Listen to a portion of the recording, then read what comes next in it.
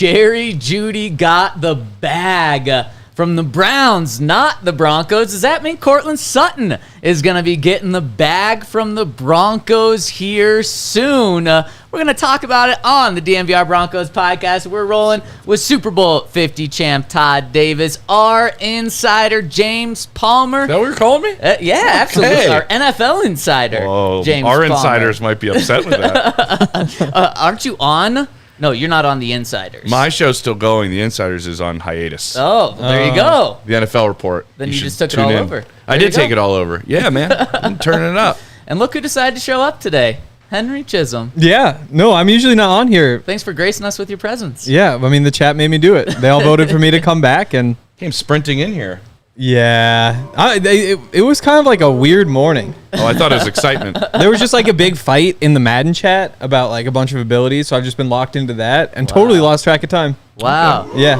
And there's the booze coming. You hear, I noticed you haven't said anything to you here yet after trash talking him yesterday. Yeah, I mean, he doesn't got the balls to say it. He wasn't here. Yeah, there we go. There we go. Okay, this is going to be a spicy there we go. show. And speaking of spicy, man, Jerry Jeudy got $41 million yesterday from the guaranteed dollars from the Cleveland Browns. And I think like the initial reaction around the country was, whoa, that's a lot of money. Yeah, it is. It's a lot of money for someone that has had not the production you would think out of a 15th overall pick. Yep. I know injuries have played a part.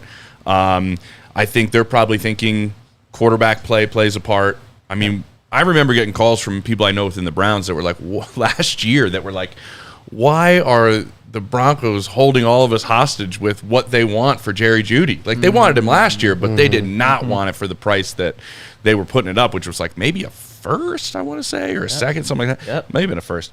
And then they ended up dealing him for a fifth and a sixth, which I do think the things I mentioned are at play for Cleveland. I do think Amari Cooper, they snaked him for a fifth, right, from Dallas a couple of years ago. Yeah. So you would think that Andrew Berry's kind of like, well, I did it once. Yep. But I do think Amari had a better track record than Jerry leading into that trade. But you could be like, all right, well, here's another way to acquire another first-round type quarterback with our lack of picks that we have in the first round over these next couple of years that we're in the middle of because of the Deshaun Watson deal. And I know they've liked him for a long time. You are putting him in a role to be a compliment, which I think breeds probably some success for Jerry. That's a good receiver room with a tight end that was, David Njoku at the end of the year was awesome. Yeah, he was. So, I mean, I think this is, I don't want to, wishful thinking's the wrong way to put it, but there's a lot of optimism, and they've had that with Jerry for a while, that they think a change of scenery will be big. And I think a change of scenery for Jerry is important, and I wish him the best in that sense, because I don't think staying here was in his best interest, Todd. No, not at all. No. He needed something new. He needed a fresh start. And this is the freshest start you can get. Yeah. New city and a bag full of money. I think that's the best start you could ask for. I mean, I think when the trade went down, Broncos trading Jerry, it was probably a win-win for both sides. Not the Broncos really getting a fifth and a sixth back, but getting the $13 million off the books. And that's the important part. I do think for a fifth and a sixth, probably a good deal for the Browns. He gets to be under Amari Cooper, and Amari gets to help him. Similar players. That's a guy who and he's Jerry's loved Amari forever. Yeah, exactly.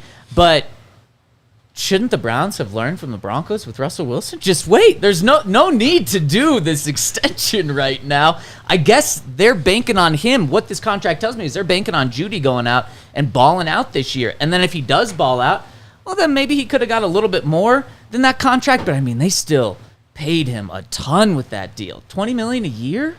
Yeah. I think it makes him the 18th highest paid receiver in the league, which is high. But, I mean, that's just kind of what happens when the cap goes up and when you're a young receiver. Like, the market for those guys is just so hot right now.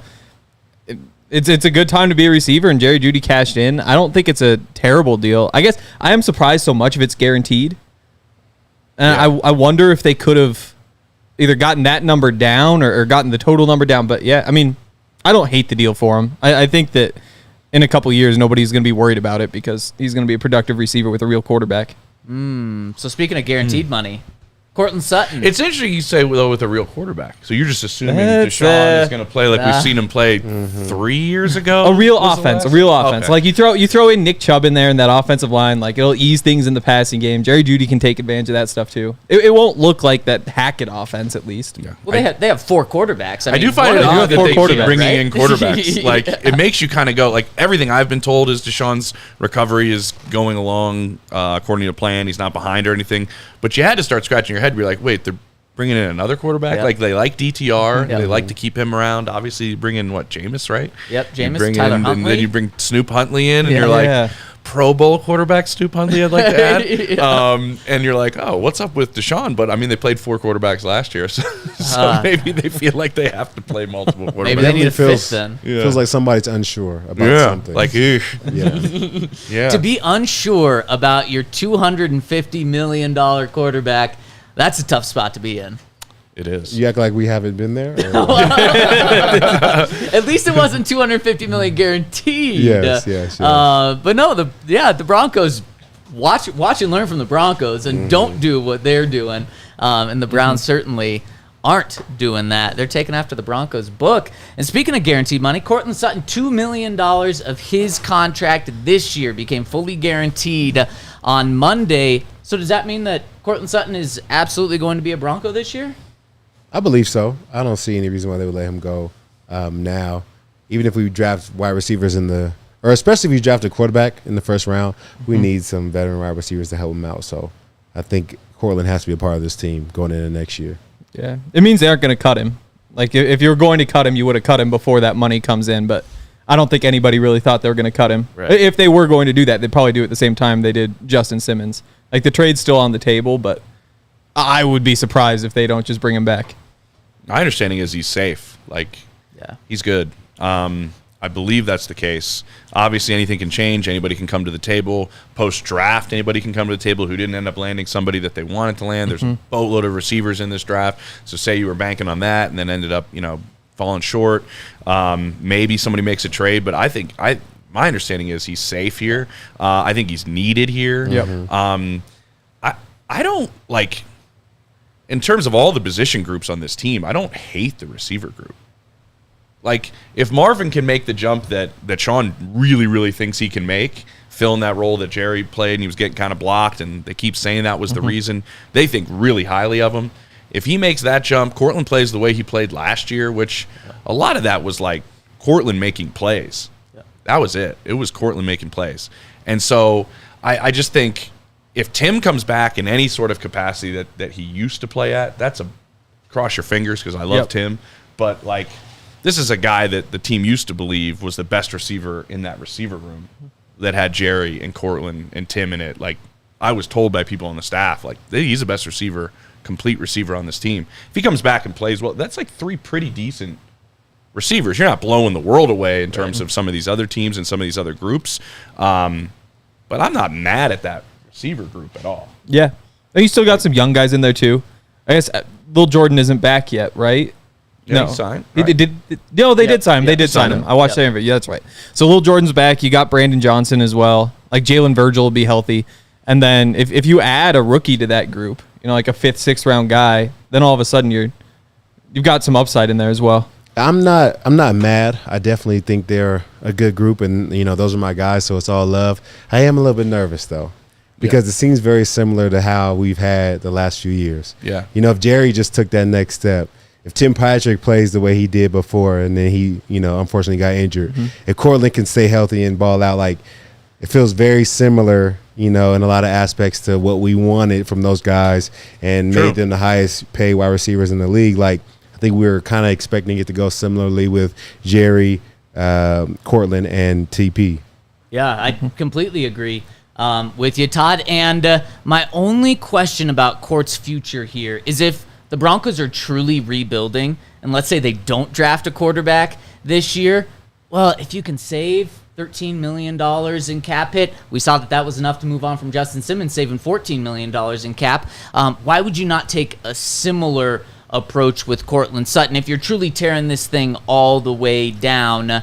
Now, if you do go and get a quarterback in the draft in the first round, I think Courtland is such an awesome piece to have for a rookie quarterback. You saw Russ just threw it up. James, you mentioned it. Courtland was making so many plays by himself last year. That's exactly the type of player you want for a rookie quarterback. But if you don't get a rookie and you really are tearing it down and you're looking at 2025 for that quarterback, to me, that's when I think you are open to trading Court for, maybe last year they wanted a second. They wanted a first for Jerry last year, and they got a fifth and a sixth. Maybe that's when you trade Court for a fifth-round pick to someone just to save the $13 million. And really, you don't have to trade him, though, right? I mean, you can cut him. You could. Nothing's guaranteed in 2025. Yeah. True. I'm trying to get close to you. These hoodies over here look good. Oh, yeah, it's kind of nice. It's nice. Oh, the two phones gone, too. Yeah, I got all these alerts happening. Yeah. Arrests happening, all sorts of stuff. Broncos made a little move right now. Maybe that's one of the alerts. Broncos signed Matt Peart, offensive tackle of the Giants, who's really just a swing tackle for him. Broncos are going to have some depth at tackle here.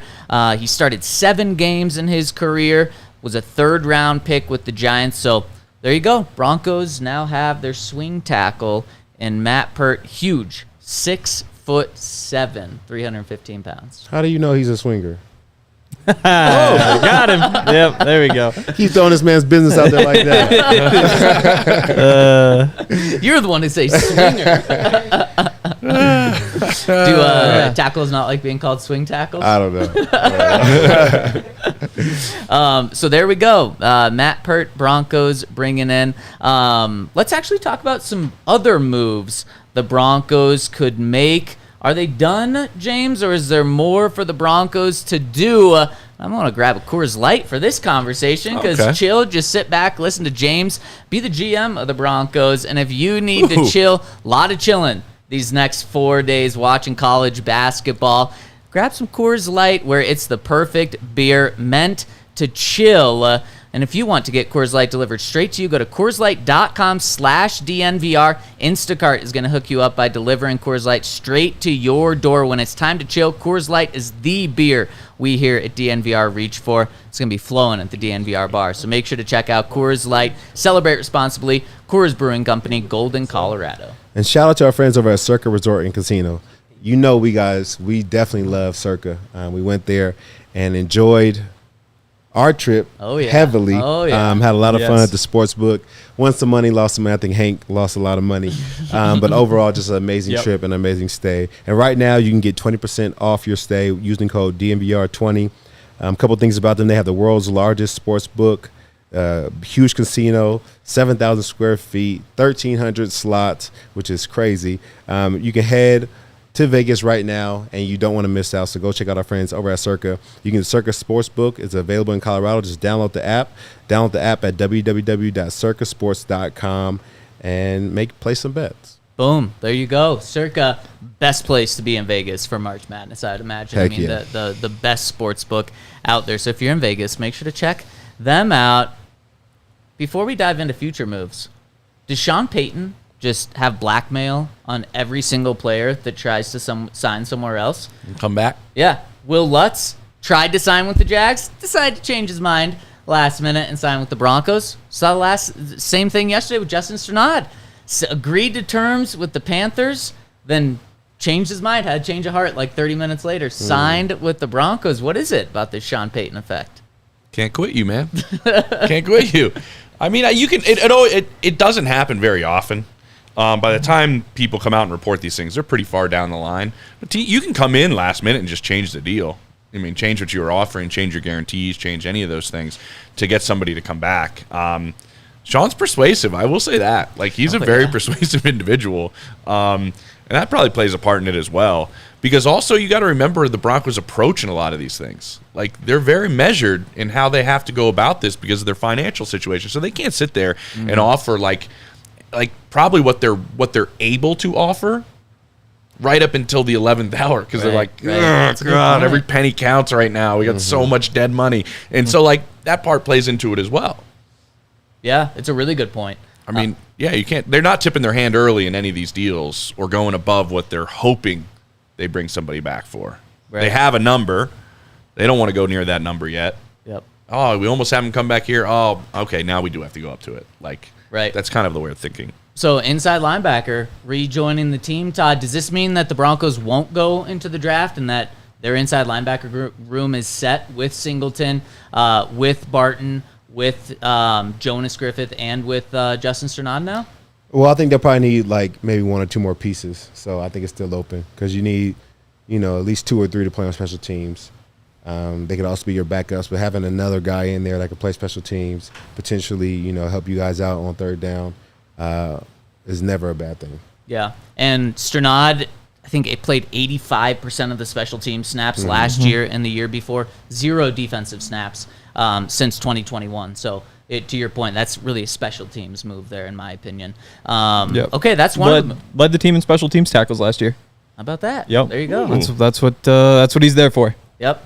Okay, so James. Yes. What other moves do the Broncos need to make? And let's just start with quarterback. I mean, we have this conversation nearly every other day when another quarterback goes off the board.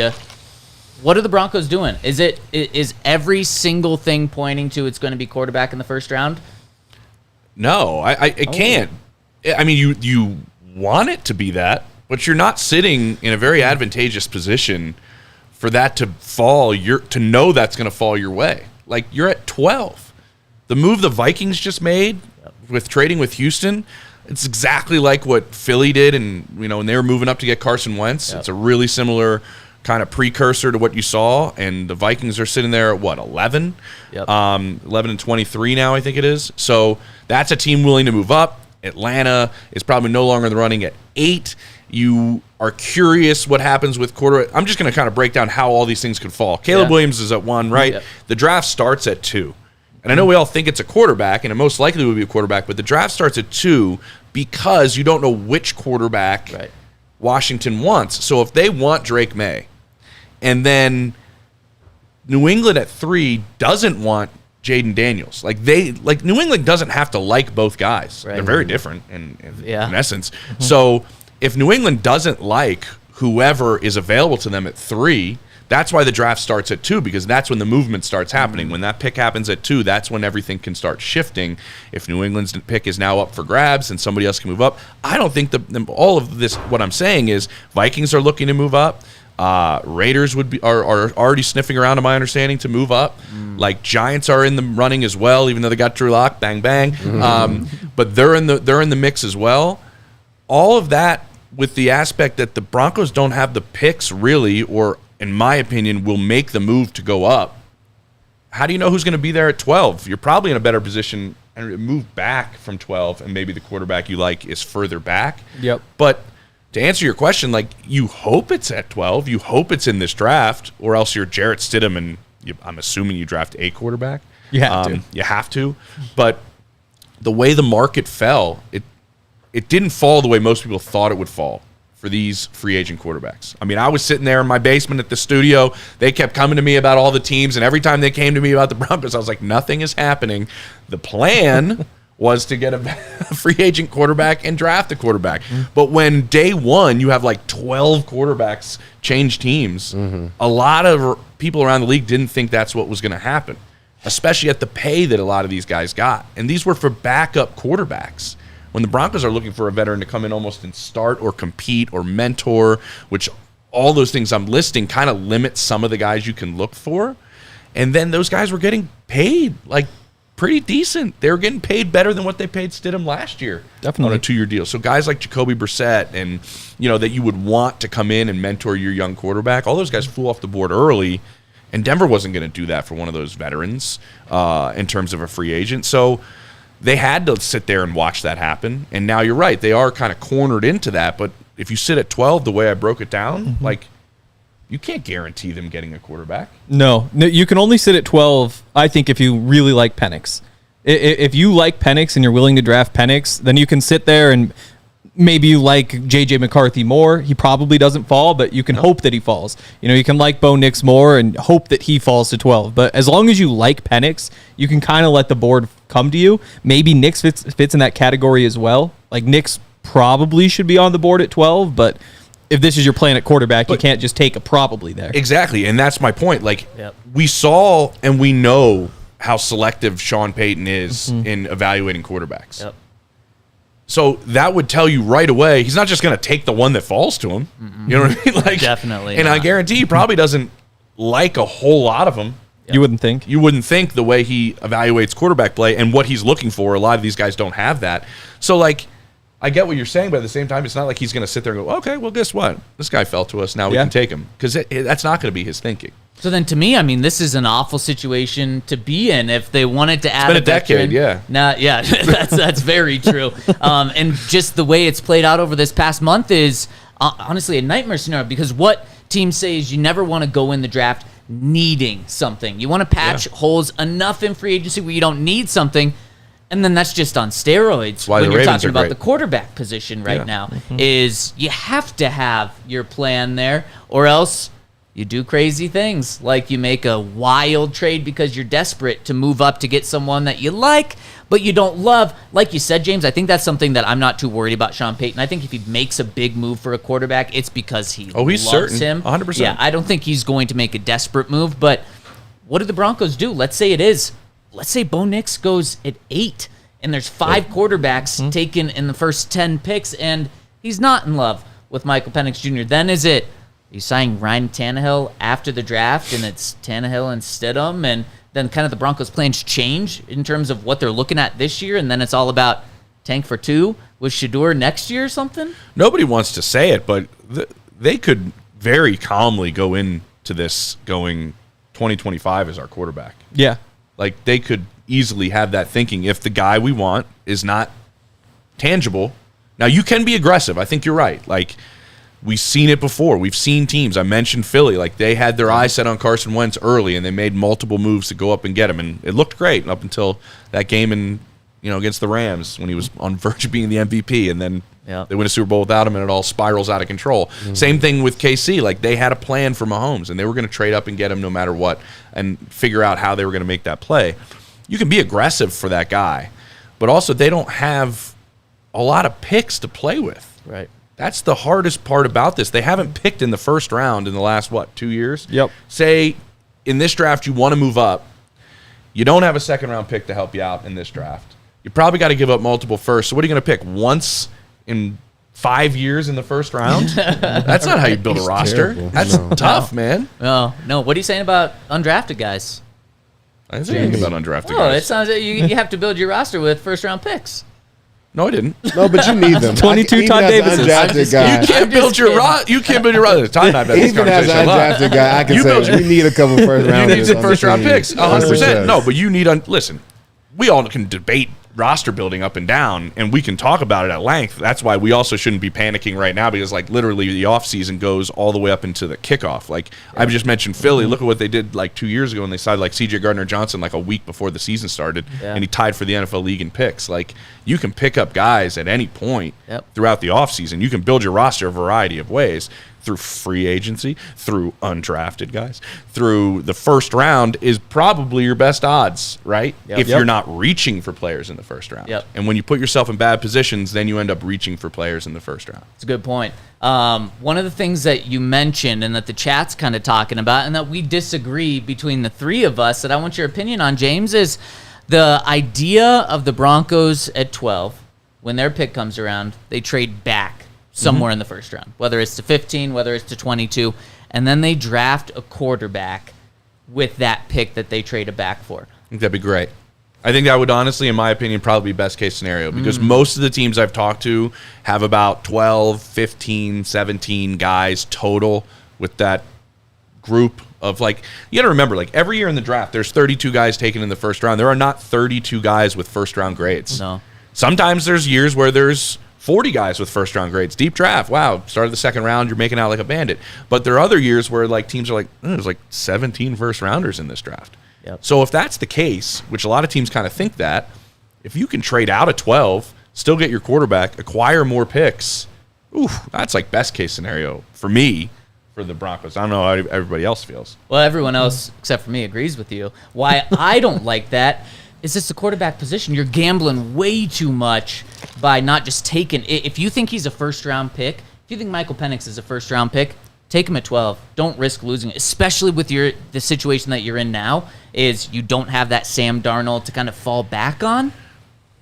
That the scenarios we're talking about are probably a little bit different, right? Because I was just talking about if it's the guy that you are 100% certain on, you will move up for that guy. Well, then if it's the guy you're 100% certain on, you're not passing on him at 12. Right. You know what I mean? Yeah. But if the scenario plays out to where you're like, well, we can kind of, we kind of like this guy, but we don't like him at 12. Yep.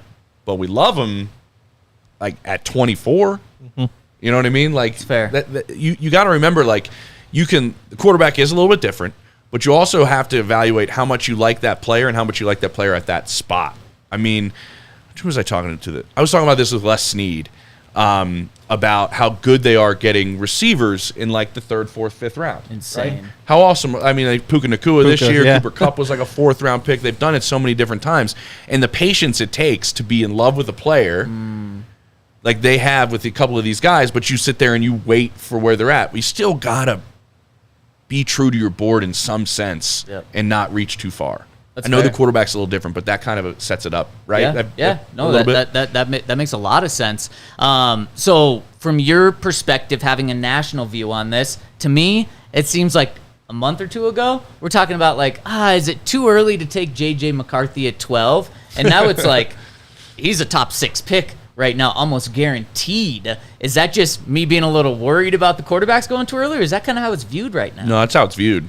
I mean, there are people that think, there are people I've talked to that have a comparison of McCarthy has a lot of Justin Herbert in him. There's some similarities there. And that's a guy that's just playing really, really good football at the NFL level that if you remember when Herbert was coming out, there was some like, I don't know. Is this guy reach in the top 10? Like that was kind of a thing then. No, he's definitely gone up, and he has only helped his cause in the interviews he's had. Because one of the main things that they prepped him on, his team with John Beck as his quarterback coach, who's working with a bunch of guys in this draft, like I think Jaden Daniels, and I think he's with Michael Penix too.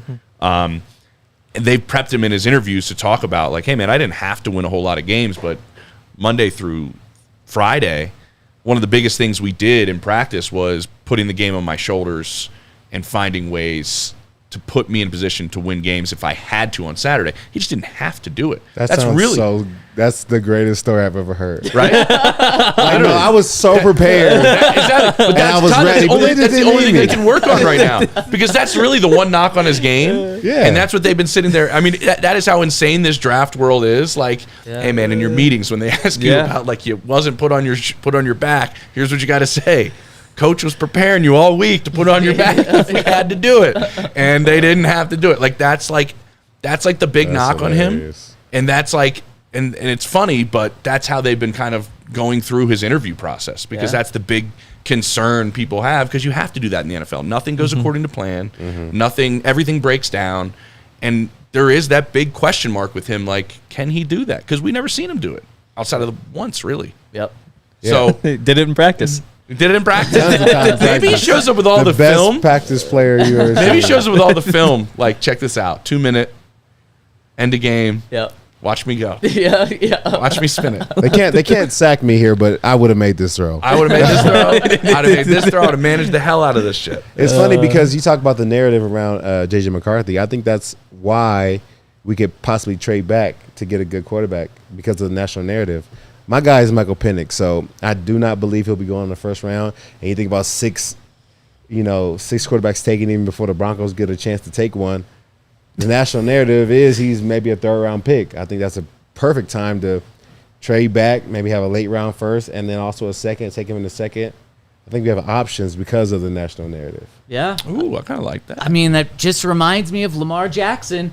The national narrative was like, some people think he's a wide receiver. Some people think he's, too good of an athlete to play quarterback, which is just wild. And then the Ravens did exactly that. They slid back at the very end of the first round, took him, and what was he? Just a damn good quarterback, and that's what he was in college. That's what he is in the NFL. What was Michael Penix Jr. in college? A great quarterback. That's hilarious to me. That's hilarious to me because he did it in college at his position and did everything that everybody needed him to do. Yep. They still weren't sure. Yep. But JJ can say, I did it at practice. You didn't see it. They're like, I think he did it. That's crazy. It is crazy too how that stuff, like if Lamar Jackson hadn't become what he became, people would probably have those exact same concerns about Jaden Daniels now.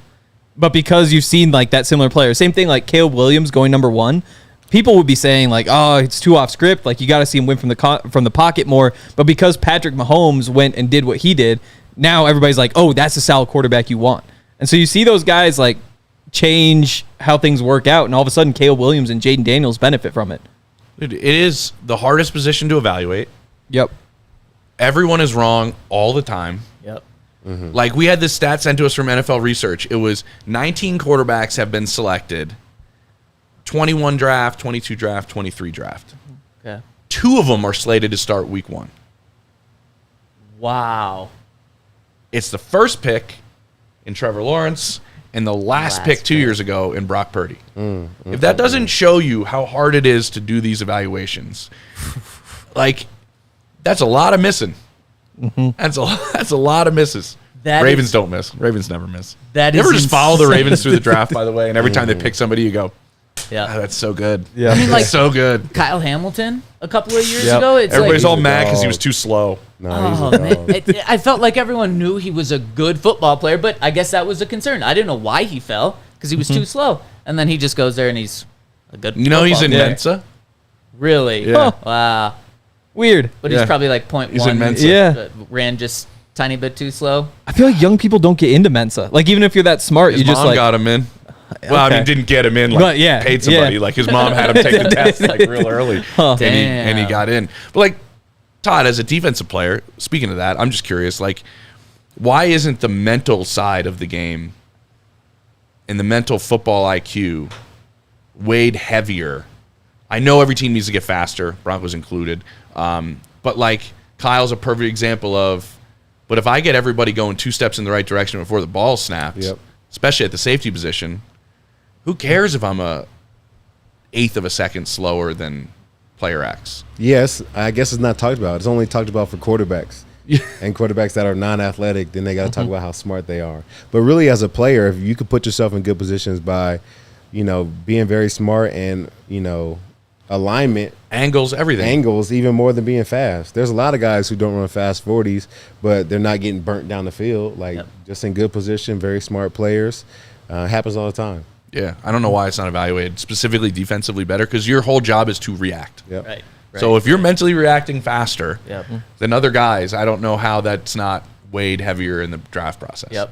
It's crazy. Yeah. That's a really good point. And I think everyone in Mensa and every smart quarterback and player in the draft is part of Circle K's Inner Circle program, because it saves everyone 25 cents a gallon on your first 5 fill-ups. That's going to save you some money. Plus, your first 5 Polar Pops are free over at Circle K. There's a Circle K nearly on every single corner, so you're going to be able to benefit a lot from this. And every 6th item you get for free, such as pizza, roller grills, dispensed beverages, donuts, and so much more. So scan the QR code on our screen to join the Inner Circle program over at Circle K, or you can go to circlek.com/Inner Circle for more information. And if you just want a free Polar Pop of any size, text DNVR to 31310. That's DNVR to 31310, and you're going to get a free any size Polar Pop from Colorado Circle K's right now. Message and data rates apply. Periodic recurring messages per month. Terms and conditions can be viewed at circlek.com.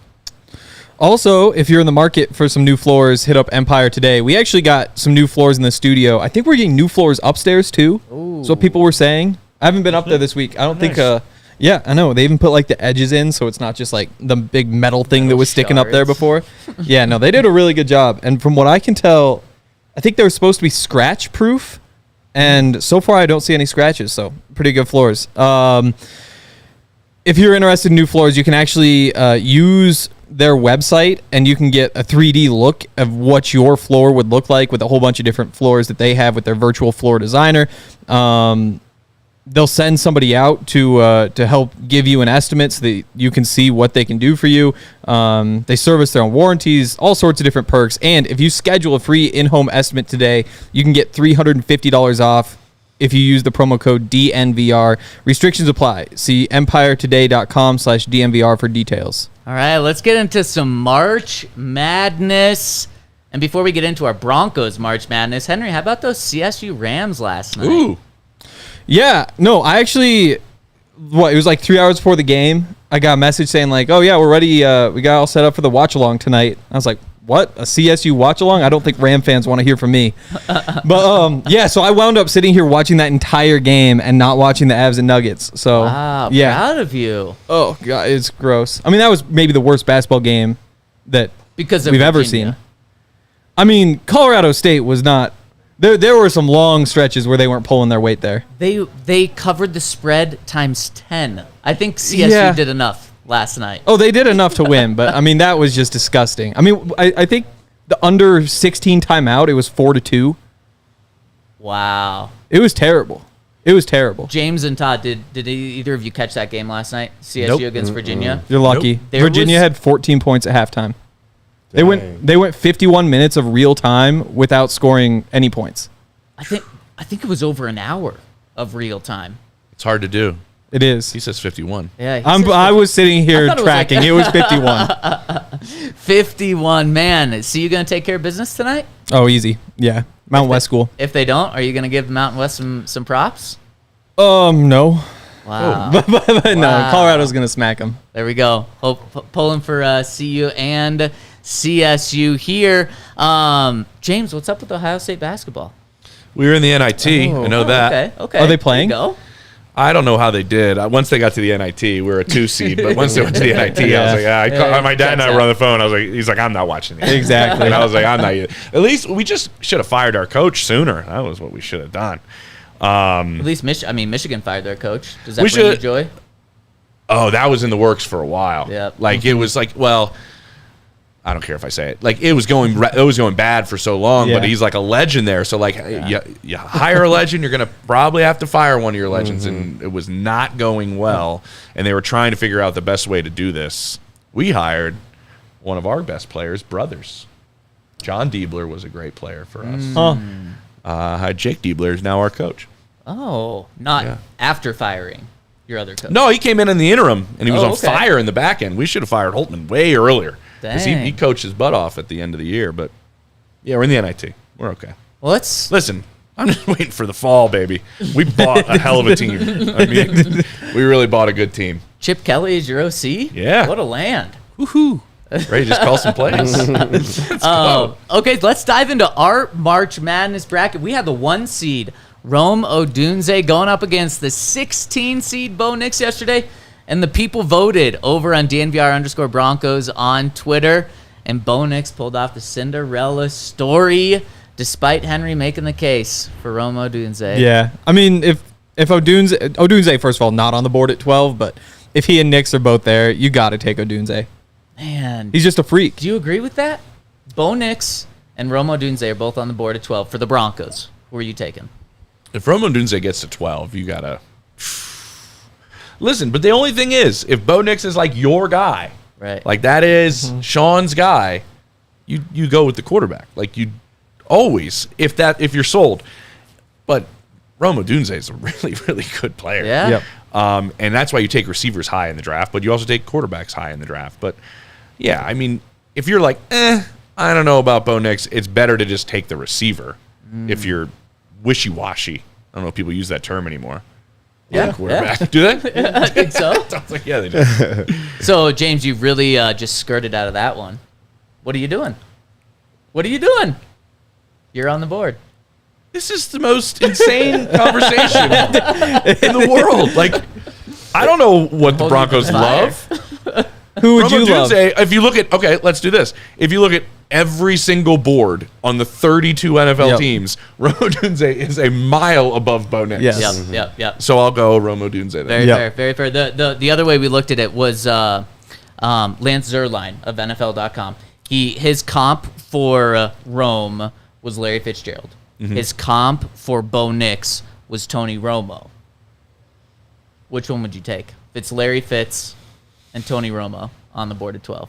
If you're the Broncos right now, Yeah. I'm taking and you Romo. can get Larry Fitzgerald comp or Tony Romo comp, I would take Tony Romo comp. Yep, Really? I agree. See, I go the other way because Tony Romo, like, good quarterback, but he's not gonna. What does Larry Fitz do with nobody throwing him the ball? Well, you can still go you still get to keep shooting your shot at quarterback. Like when you have Tony Romo, you just know that you're going to have to replace him. Tony Romo is a really good quarterback. Really good, but he's not going to win you a Super Bowl. Larry Fitzgerald never won a Super Bowl. No, he didn't. But like at least you're not committing to a quarterback who's not going to do that. Like you have Tony Romo, he's the 8th best quarterback in the AFC right now at his peak. But the 8th best quarterback in the AFC makes you like the 10th best quarterback in the NFL. Oh, it's true. Yeah, but you still just need to do better if you're going to win anything. Oh, Rome Odunze, like you're obviously not solving your biggest quarterback, or Larry Fitzgerald, I guess. You're not solving your biggest issue, which is quarterback, but you get to keep shooting your shot. Go try Penix. You're not understanding how important a quarterback is. Yeah. You're not understanding. Because Tony Romo's not enough. One, like even Tony Romo, like he's going to do more in a game for you than Larry Fitzgerald could. Definitely. Just because of all that he does. Even at the line of scrimmage, checking, making plays, throwing the ball. I think Larry Fitzgerald's an amazing player, but... And he's one of my favorite players ever. Yes. Like, and humans ever. But, keep going, Todd. I'm sorry. Because you're what? You're taking Larry Fitzgerald just banking that you'll get a quarterback some other time? Yeah. So we'll just take Tony Romo and we'll get Larry Fitzgerald in the next draft. But if you have Tony Romo, then... Like you win 10, 11 games a year, which sounds really, really nice. The Broncos sounds incredible, amazing. But you're still not going to win a championship with him. Oh my god! Like you still have so far to go. You still have to replace him. This is like the exact same conversation that goes with Dak Prescott right now. Dak Prescott has not won a Super Bowl. He's not come close. But Dak Prescott over the past 3 or 4 years has been a guaranteed 12 wins, and I'll say this. People just look at Dak and they're just like, nope, can't win a Super Bowl. I don't know why they say that because over the last 3 years, Dak has gotten even better each of the last 3 years. He was like a legit MVP candidate this past year. He was awesome this year. Added that playing outside of the pocket back to his game, which was kind of gone after the injury for a while. Got over that like fear if you talk to people in Dallas. He was awesome this past year, and he's super expensive. But I don't think anybody in Dallas is all that upset. Receivers have come and gone. Right? They let Amari Cooper just go for a 5th. They just released Michael Gallup. Like, if you have your quarterback, and here's the other part. And we had this conversation on this show, I think, last time I was here. The amount of receivers that are coming out unbelievably polished and ready to play from the jump because of 7-on-7, because of the way that they have been groomed into this position. You look at the number of polished guys into this. You can get a variety of guys. If you get Tony Romo, you can get a bunch of B-plus receivers and be a really good team because guys are going to keep coming out in the draft at the receiver position. Yeah. That's the way I would play it. No, it's true. Let's expose one of other Henry's bad takes right now. It's not a bad take. Wouldn't everybody in Denver just be like beside themselves if you told them they were getting a Tony Romo caliber quarterback with everything that they have been? Definitely. Yes. Oh, everybody would be excited. He doesn't hold anymore. Quarterbacks don't hold on extra points anymore. But you're still. That is true. That is an important piece. That was a big muff by Tony. Oh man. But your next championship team, I don't think you're going to have Tony Romo as your quarterback. Like, I think Larry Fitzgerald, you could put him on a team, and that's an important piece of a championship team. You need to solve quarterback still. But Tony Romo, again, like, get you to your 11 wins a game. Like, it'd be a lot more fun. He'd be a definite upgrade, but you're still not getting over that hump. And so you're eventually going to need to make a change. Are you essentially calling, because this happened in Cincinnati for a long time, you're calling this play essentially Andy Dalton, where you live in like, we're just getting into the postseason every year, but then we're never picking anywhere near getting another quarterback. Yeah. So we just live in like this world where we're happy we win games, we're happy we get to the postseason, but we really don't think we're going to win a Super Bowl. Is that what you're saying? Yeah, basically. And then you're trapped in that world. Yeah, and maybe in 5 years you say, okay, Tony Romo is great, but let's trade him and go get a rookie, or maybe we'll just give him another 5 years, and then you're still winning your 10, 11 games a year, which is great, but you're never really getting over the hump. You could just keep drafting quarterbacks with your Tony Romo. You could. I mean, Dak was a 4th-round pick. Yeah. You could. And you can keep winning games and get. But I get what you're saying. Sure, it'd be nice to just have Larry Fitzgerald instead of Romo then. Because what you're saying also is like, then the only place to find quarterbacks is the top of the draft, which we just talked about over the last couple of years is not really the case. And so you could keep swinging at other spots with winning games with Tony. I don't know. I just think the value of those comps where the Broncos are right now, the Tony Romo play would be For sure. would be better. And he could just be better than Tony Romo. And he could end up being better than Tony Could Romo. also be much worse. And if Dunze turns out to be better than Larry Fitzgerald, holy shit. Exactly. That's incredible. Especially as potentially the third wide receiver taken in this draft, which isn't crazy for like the third player to position to be better than the first one. That's not crazy. Okay, let's dive into our March Madness bracket where today we've got J.J. McCarthy, which James, you've already talked about a little bit, going up against Malik Nabers. And speaking of comps, I got some comps to throw out your way after I tell you about our friends over at Fubo TV. We talked about the tournament starts tomorrow. It's like 14 hours of basketball straight. Thursday, Friday, Saturday, and Sunday. You want to make sure that you can watch it all over at Fubo TV. So scan the QR code on our screen. Use the code DNVR when you sign up, and they're going to give you 15% off your first month of Fubo TV Pro. Or you can go to FuboTV.com/DNVR, where they've got Pac-12, they've got Broncos, they've got NFL Network, so you can watch James Palmer. Right. They've got Red Zone, U.S. Open. All the sports you want, they've got over at Fubo TV. So use that code DNVR when you sign up to watch all the college sports and NFL sports that you can get your hands on. FuboTV.com/DNVR.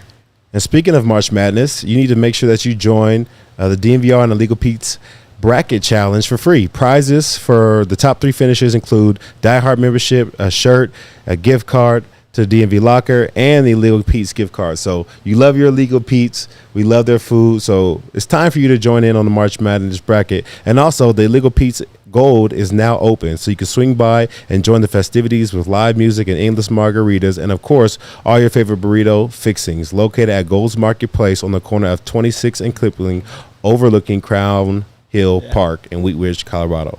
Stop by, check out Illegal Pete's. You won't be disappointed. James, can you just close Henry's computer so he can no longer be chiming in the chat for us? Okay. You already did, Ben. What does he say? Somebody said hi to me in the chat, and I said hi back, and then I got banned. I just thought since there's a monitor up there, why are you watching it on your computer? I didn't know you were participating. It was just like occasionally jump in and say something. Yeah, he doesn't like listening to you, me, or Todd, so he just It's just sometimes I think it's too much logic for him. Yeah, that's true. He can't handle all the logic. Yeah. Like Tony Romo winning you a Super Bowl? Possibly. That's your logic? I'm not so sure. Okay, so Larry Fitz had a Hall of Fame quarterback. They still didn't win the Super Bowl. It's true. It's true. It's a good point. It's true. I told him that yesterday, man. It's he true. didn't want to listen to me. But I mean, at least it's a piece. At least you're not replacing him to win a Super Bowl. He doesn't like logic. No, he doesn't. He doesn't hear it. Okay, so Lance Zierlein, he has a comp. Be on my show tomorrow, I think. There you go. Can you ask him this? What is his comp for J.J. McCarthy? Because he doesn't have one online right now. He does have a comp for Malik Nabers. And I want to save that comp until we decide what comp we're going with for J.J. McCarthy. So I had to look. I really trust Lance, but he didn't give me a comp, so I had to look other places. Here's 3 names that were given out as comps on the internet. Let's choose the best one or choose another one. On the internet. Yeah, exactly. Yeah. That's why I'm like, we're diving into a messy place right here. One of them, Baker Mayfield. Another one, Alex Smith. And another one, Joe Burrow. Are any of those guys Alex Smith feels the closest. I'm going to say right now he's not Joe Burrow. Alex Smith I felt like that one was the furthest out. Like there. Joe's processing ability is like arguably the best the league may have ever seen. Wow. Like his ability to process information and see defenses and think ahead and the speed in which he does it. When you talk to people around the league, it is insane. Wow. I don't think he's on that level. Okay. The other two. Alex was a good player. He was. Alex was a really good player. Todd played against Alex a bunch. Yep. Alex could move, couldn't he? Yeah, he was good. Yeah. Yeah. He doesn't get enough credit for them like pre-Mahomes years, but his last year before Mahomes, he was fantastic. Yeah. We barely won those games. Like we weren't blowing. Like we went to the Super Bowl and won it, but had it not been for like a fumble right before overtime, like was that the one Roby pick up? Yep. Yeah. Those were tough games, and Alex Smith was balling. Yeah. And then the streak that started. The winning streak with the Chiefs started, the first 2 years? I think it was, first 3 games of 2016, and then the first one, 2017, was Alex Smith leading the way there. So, and Todd, you've given Alex Smith all the roses when we've talked about him. Alex Smith, 3-time Pro Bowler. I mean, it's not like he's trying. So let's say Alex Smith. It sounds like that's a fair comp, right? Yeah, I don't know enough about J.J. McCarthy to say that he has like that Baker makeup. I think Baker's like makeup is what separates him above his talent. Because we had, I'm just going to keep name dropping the NFL report so you guys watch it. We had Jason Light on Monday, and I was asking him because I stood there during COVID. It was really cool. One of the 5 people are allowed at training camp during COVID when Brady was there. And watching him from 5 feet away every single day, how he put that offense together and how he rode people like crazy, just screaming at guys. And Jason kind of hinted that he's like, I don't want to compare anything to Brady, but Baker has that same makeup to him, to where he's like an offensive lineman mentality in a quarterback's body, to where he really will give people a lot of shit. He called him a prick. Like a 10 out of 10 on the prick scale, which is phenomenal for a general manager to say. About his quarterback. Yeah, about his quarterback. And he's like, that trait they look for that specific trait when he evaluates quarterbacks, that type of hold everybody accountable, kind of be the asshole when you have to be type of guy. Yep. I don't know if that's McCarthy or not. It could be. I just don't know if that trait that Baker has. I think that's one of the things that makes Baker a little more better of a player than he is talent-wise. Definitely. McCarthy might be a little bit better of an athlete, too. Just in terms of the quick twitch stuff and just running in general, I guess. And then maybe you should see him in practice. Oh, yeah, right. He's juking past everybody. Yeah, I think Jackson 2.0. Yeah, maybe the placement, the accuracy might be just a little bit better with McCarthy too, but it's also kind of hit or miss. And taller. You wonder if that will help out. Maybe make him a little bit better from the pocket. You're getting these 6'7" guys. 6'7", yeah, you do like those guys. Okay, let's go with Alex Smith. The comp for Malik Nabers is Justin Jefferson, the best receiver in football. Yep, in the entire NFL right now. So if I boiled it down to that simple, both of these guys are there for the Broncos at 12. You taking Justin Jefferson, or the best receiver in the NFL, or are you taking Alex Smith? Todd? Alex Smith, the number 1 pick in the draft. Yeah, he was. I'm taking Justin Jefferson. I can't really comp him to Alex Smith because I haven't seen that yet. I think that's it's a comp, but whoever comped it was watching practice tape. We haven't got there yet. But I know Malik Nabers is a dog, and I know Justin Jefferson's a dog, and so I definitely would take Justin Jefferson / Malik Nabers. James? I don't like this game. It's such I'm a reporter. I deal in facts, but. Okay, then let me ask. Nabers and let's just boil it down to who's actually these players. Nabers and McCarthy. Oh, if McCarthy's there at 12, I would take him. Yeah. Yeah, I'll just say that. Eliminate the comps. If J.J. McCarthy's sitting there at 12, I would take him. If Nabers is still sitting there at 12 as well, I would take McCarthy. And I think Nabers is phenomenal. Yeah. Yep. If McCarthy's not there, then it probably is Nabers, though. If it's Bo Nix or Michael Penix, I would absolutely go Nabers. It was this computer. That's not the game. I haven't even looked at it. I do think if it was you get to put Justin Jefferson on this Broncos team or Alex Smith, I would take Justin Jefferson. The immediate impact maybe isn't as much because you still don't have a quarterback. But again, Alex Smith, there is a ceiling there. I'd rather just roll the dice on a quarterback than know I'm locked into that. Because I feel like that's the goal when you're drafting a quarterback in the first round is you get a guy who turns out to be an all-pro or a Hall of Fame type of guy. So when you have that ceiling locked in, I'd rather keep rolling the dice and just take Justin Jefferson. Man, I think feel like I'm going crazy just saying quarterback. But I would take Alex Smith. I think that's the 10 years that everybody's been sitting here it's true. Without a quarterback. It's true. It's definitely got to me. We'll see how those Vikings do with Sam Darnold and Justin Jefferson. Exactly. That's going the quarterback route there, or that's going the wide receiver route there. Or, as you said, they have the ammo to move up. Is it to go get J.J. McCarthy? And it's crazy how in a month. But they didn't like the numbers with Kirk. Honestly, that was the thing. 4 years, $180 million. That is wild. They weren't going to go there. They did drive the price up in the 11th hour just to because they were upset. Yeah, a little gift for Kirk. Yeah. In that, I think you're mad on the way out. Man, JJ McCarthy. It is wild how he has gone from a guy do you take him at 12 to now. I think he's not getting past the Giants at 6, or maybe it's someone that trades with the Giants Giants at 6. It is just wild how You'd much probably the trade stock ahead is of the on that. Giants, right? The Right. Giants are looking for a quarterback. So you're in prime position. If it does go quarterbacks 1, 2, 3, if you're sitting there, if you're Arizona at 4, or who's at 5, Chargers are at 5. Those guys are in great position right now with quarterbacks in place. Yep. Do you think there's any chance that Harbaugh says, I've worked with JJ. I love his makeup. I saw all his practice tape. No, None? none. None. So then not that would be a crazy. great spot to trade to. Yeah. Wouldn't that be something else, though? If There he would were be to something sign How would you Justin get it? Herbert. What Like, would you? He's probably already like, paid who, Justin so who are you Herbert. going to take? Oh, no. We're not doing that. Exactly. Yeah. No, I mean, you can't give Justin Herbert the contract. Like, maybe it was a conversation before he signed the extension.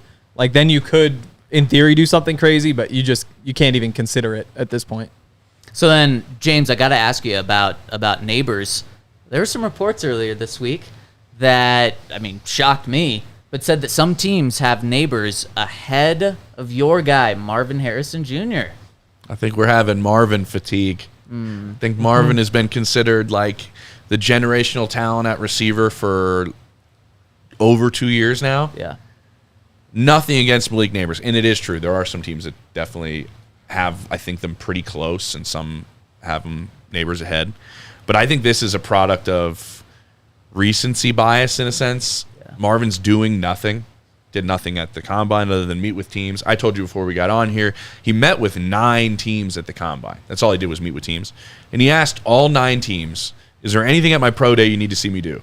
And all 9 teams said, no, there's nothing we need to see you do. And then everybody today is upset that he's not doing anything at his pro day. Well, if I met with 9 teams that told me they didn't need me to work out, I probably wouldn't go work out because the only thing that can happen is either I get hurt or do something goes wrong to drop me in a sense.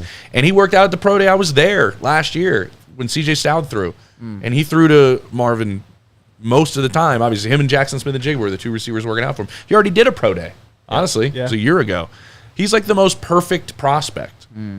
And I think we're having a little bit of fatigue going like, I don't know, some of these other guys. I'm like, the dude was in a receiver room with Garrett Wilson, Rookie of the Year, Chris Olave, one of the most explosive young receivers in football, Jackson Smith-Njigba, who took a minute but has been a really good slot addition for them. All of them were in the same receiver room. All 3 of them have told me that Marvin's a better receiver than any of them.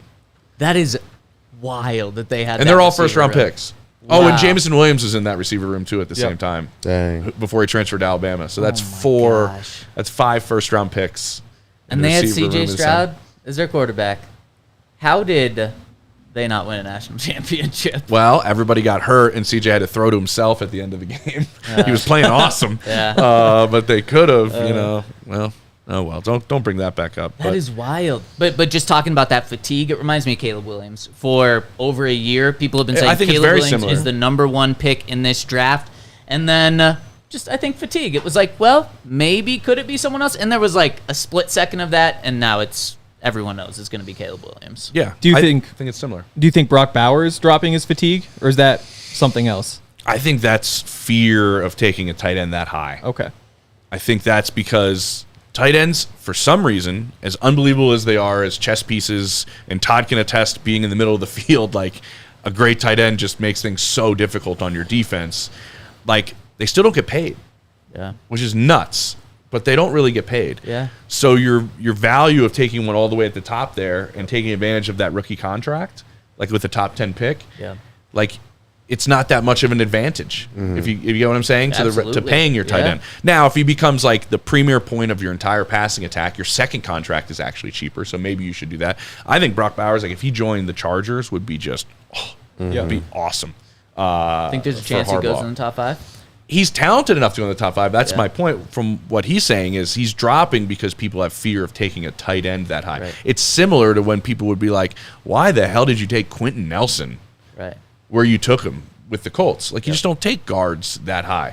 But it was funny, this free agency, because guess who got paid?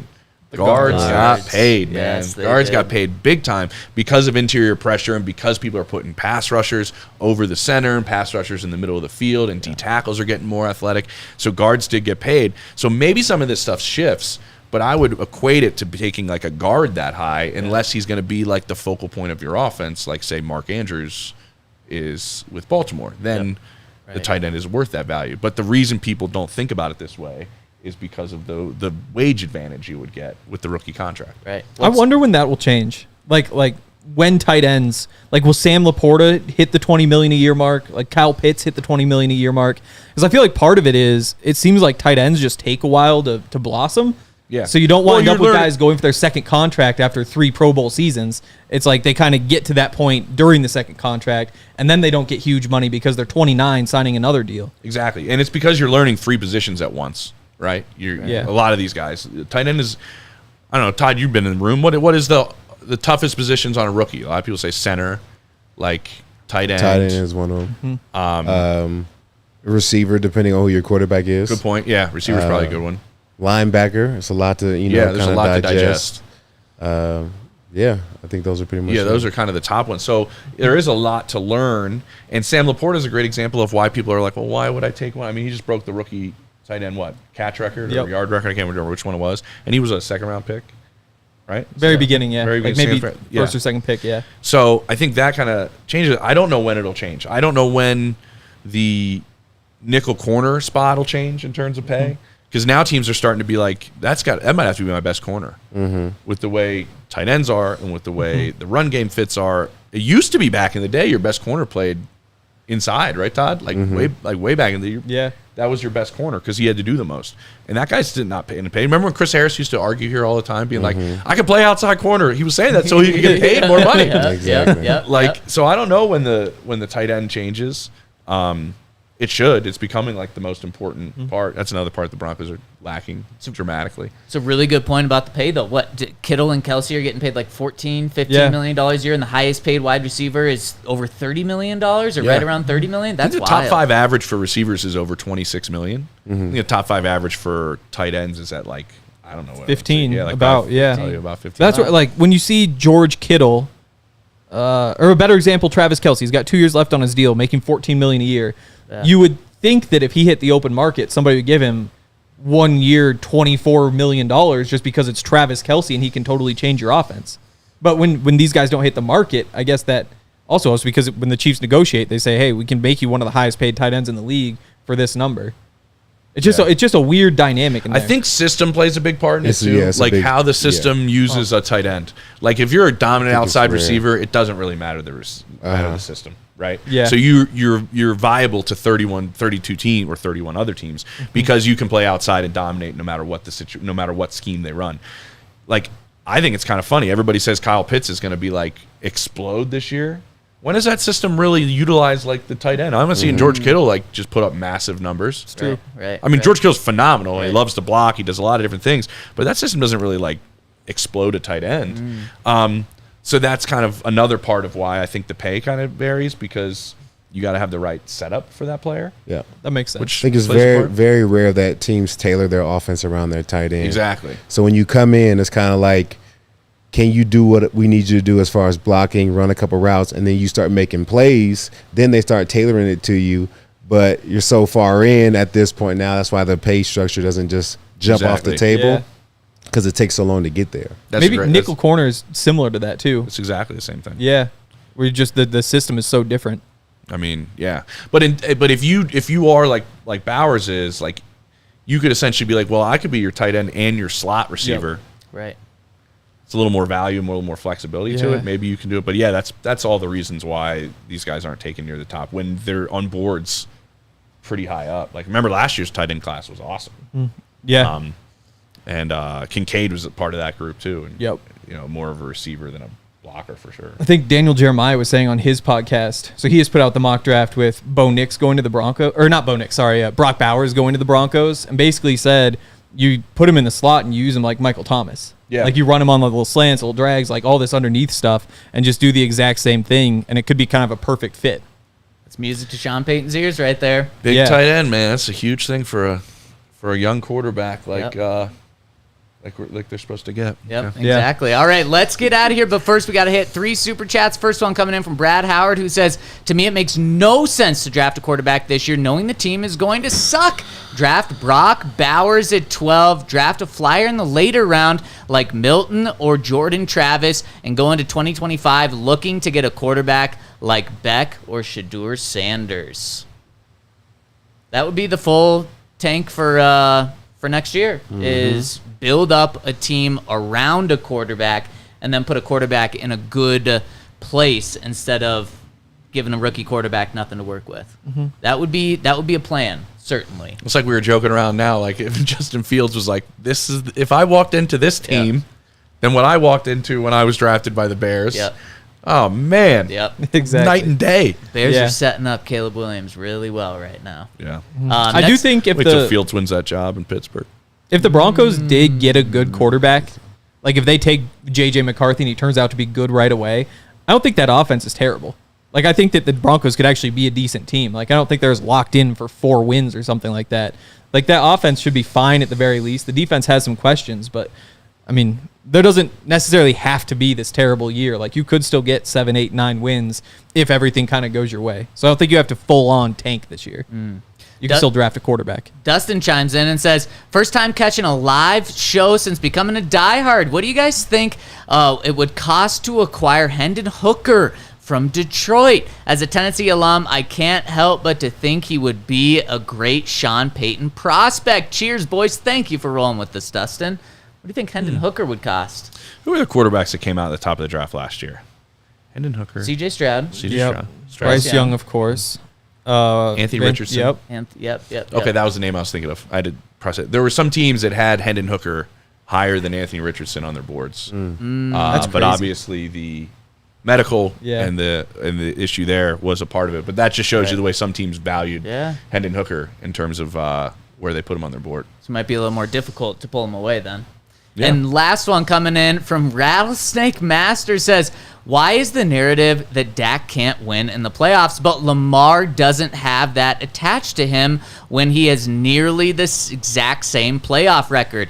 I feel like Lamar does still. I think have Lamar has questions that around actually right now after this past Yeah. championship game. Like being there on the field in Baltimore, there were so many nerves. Like it wasn't like because they knew they were the better team. It wasn't it was like, oh man, if we lose this game, that narrative is just only going to grow. Like that was like the scuttlebug on the field. At home too. Yeah, you were at home. You had the Chiefs on the road. Like the receiver group's not great. You had the better team. Yeah. And I think that's there. I think Lamar would admit to that. Honestly. Yeah. I haven't won the big. Like he's pretty open about saying it. Yep. And now they get Derrick Henry. The reason Dak has it is because Dak has a star on the helmet, and that's no lie. That's just it's a tougher job to play quarterback there than any other spot. Yeah. What's a scuttlebug? I'm like kind of throwing out these old terms. Taking it back. You're showing your age on the set. He was with you for wishing. Yeah, the scuttlebutt. James, we love having your insight. Thank you for joining us today, and we look forward to more conversations in the future. We'll be back tomorrow on the DNVR Broncos podcast. Have a wonderful Wednesday. Yeah. We all silly like the mayor.